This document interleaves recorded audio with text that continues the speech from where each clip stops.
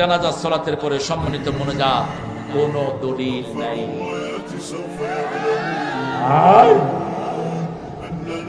শুনেন, এটা কোনো দলিল নাই, এগুলো করবেন না আপনারা।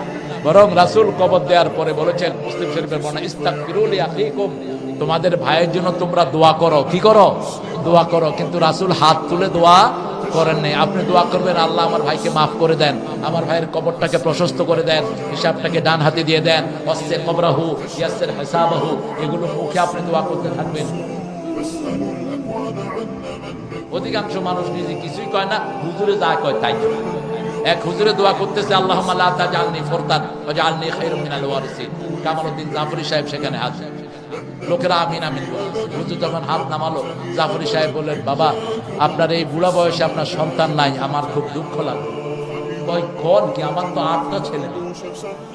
কত আপনি দোয়া করছেন, আল্লাহুম্মা লা তাজআলনি ফুরদান, আল্লাহ আমারে নিঃসন্তানী করো না, আমারে বেশি করে সন্তান দাও। কত আমি বুঝি, আমার হুজুরও করতো, আমিও করি।